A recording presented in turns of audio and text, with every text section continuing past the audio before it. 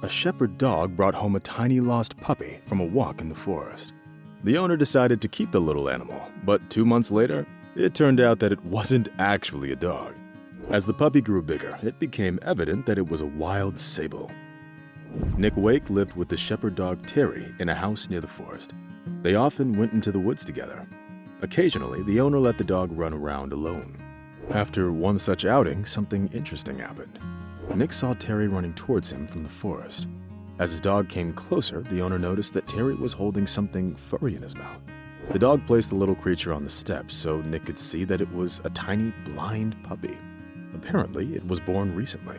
It could fit in the palm of the man's hand and had a strange shape. The little animal helplessly nudged Nick's hands with its nose, sensing warmth and life in it. Wake assumed that Terry had found a future playmate for himself in the woods. However, it was simply impossible to determine its breed at such a young age. The shepherd dog looked at its owner expectantly, and the owner understood that they would have to take care of the puppy. He wouldn't let his pet down. Well, we'll find out the breeder later, Nick thought, and brought the fondling into the house. He needed to figure out how to feed it. He named the puppy Russell. At first, Nick had to feed him with a dropper. Taking care of the puppy was a bit easier thanks to Terry, who decided to help his owner.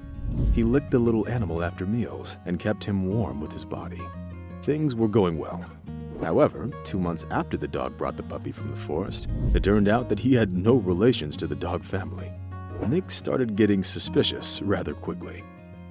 The little animal quickly showed a predisposition to climbing up as high as possible.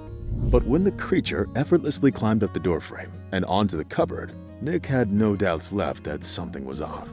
After all, the puppy developed a taste for conquering high spots in the house. All the doors, cabinets, upper shelves, and attics became his territory. This caused quite a bit of trouble, but Nick was patient and tried to teach Russell certain commands to prevent him from wreaking havoc throughout the house. Curiosity got the better of him, and Nick finally decided to find out what kind of animal he had raised in his home and how to properly handle him. He put the fondling in a carrier and took him to the veterinarian. When the doctor saw the creature and heard where the animal came from, he burst out laughing. The vet told Nick that his dog had brought him a sable cub, a wild furry animal. No one knew why it happened. Sables can be tamed, but they are active and agile, meaning that they would require a lot of effort to take care of. After this, the vet advised Nick to sell the fondling.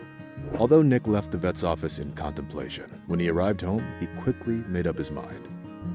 When he released Russell from the carrier, Terry barked happily, and the two animals started playing together. The owner looked at his two happy pets and realized that he wouldn't separate them for anything. The decision was made. Months passed. The sable grew a luxurious black fur and became increasingly attached to the man and his dog. They usually went for walks together. The little creature loved to stroll in the trees, although Terry didn't particularly like that. So when Russell got too carried away, the dog would bark for him to immediately come back down. Nick never restrains Russell, giving him full freedom. There's no telling what he's going to do in the future, but for now, he doesn't seem too eager to leave the family that nurtured him. With a kind attitude towards animals, humans can live in harmony with the surrounding world. And that doesn't require much strain, just a kind heart and a little patience.